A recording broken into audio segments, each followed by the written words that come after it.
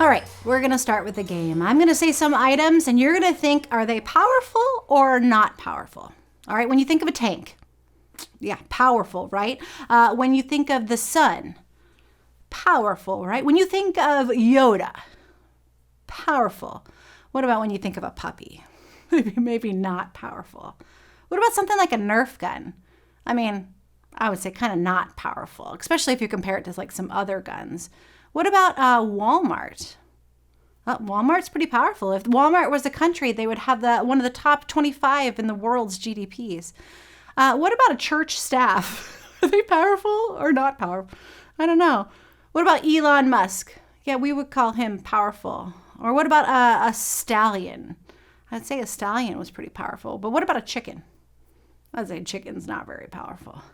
Mark chapter 6 is all about power. Stay with me and check it out.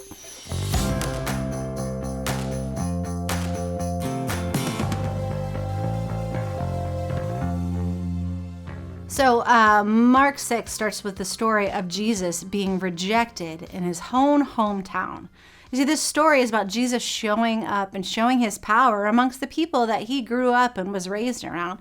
He's trying to heal people there in Nazareth, and they're amazed. But then after their amazement, their next reaction is, whoa, wait a minute. Isn't this Mary's boy? You know, the kid that we watched grew up, the one who maybe like struggled in school. I don't know, I just made that up. But you know, that kid that we just watched grow up? Yeah, we know his younger siblings. We know that Simon and Judas and Joseph, which means son of Joseph, and James, and then his sisters. We know this Jesus because he grew up among us in our small town of Nazareth. Now, I think it's kind of fun to think of Jesus as like the oldest of at least 7 kids. I mean, maybe 8 or 9. They just put sisters all in one big grouping. But they are in Jesus's hometown, and they start to reject him. Because what happens is that they become afraid of what he can do. They become afraid of Jesus' power, and so they push him out. You know, one of the hardest things that I think we can experience as people is rejection. It's someone not including us or not liking us or maybe even hating us for something that we did. So why do you think that this rejection happened in Jesus' hometown? Maybe he had too much personal history. Maybe they knew what kind of man his dad was and they judged him based on the actions of Mary or Joseph. Or maybe, you know, I really have no idea why Jesus was rejected in his hometown. But I do know that when we're rejected, it's vulnerable and it hurts and it's personal. Where have you been rejected? Did you not get a job interview that you wanted? Or were you fired from a job that you thought you were pretty good at? Or maybe you had a friend who didn't call you back, or maybe you had a bad breakup, or you had a group of friends who suddenly all of a sudden didn't talk to you. When we're rejected, it hurts. And I guess I find comfort in knowing that Jesus, the God of the universe, experienced that kind of rejection too. Now, I've been to Nazareth. It's a really interesting place. There's this great big church that is built over where they say the house was that Jesus was raised in. And as you're standing there staring at the church, you can kind of look up and there's a pizza place now built up onto the side of the hill right by it. But in Jesus' time, in Nazareth, the Jews' existence in there was oppressed. They were oppressed under Roman rule, and life was rough. And although Jesus' hometown of Nazareth didn't have any social or political or religious significance, Jesus was attracting attention, and people were flocking to him from faraway cities, meaning that at some point Rome was going to notice what was going on in Nazareth.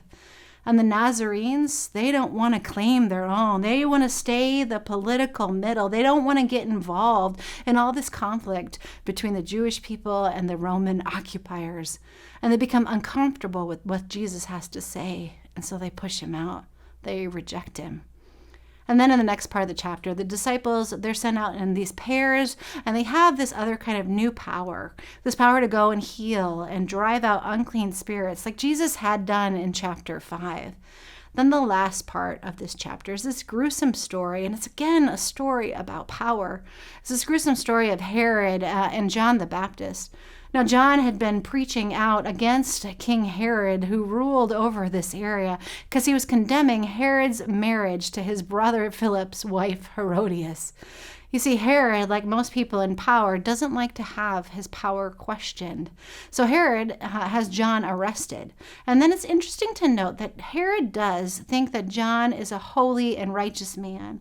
And so in some ways, putting him in prison was a way to protect John. But Herod's wife, Herodias, she's got another agenda. You see, she wants John dead. On Herod's birthday, they throw this huge birthday party, and all the military officials and the commanders, they're all there. And Herodias convinces her daughter to go and dance for all the men at the birthday party. And as they're doing this birthday party, the dancing impresses them so much that Herod says to his, I guess, stepdaughter, says, well, what do you want? Whatever you want, I will give you. But he says this statement in front of all of these other officials. And then this daughter, she says, I want the head of John the Baptist, convinced of this by her mother. And so what is Herod going to do? Even though he's been trying to keep John safe in prison, he now has to not have his power questioned. So he does. He sends out and he gets the head of John the Baptist on a platter and gives it to Herodias' daughter, his stepdaughter.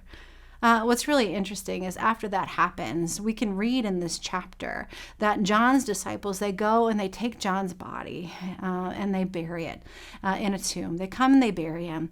This is good foreshadowing for us because we know when Jesus was killed, the Jesus disciples, they don't come to bury him. So Mark's doing a little interplay here for what is to come.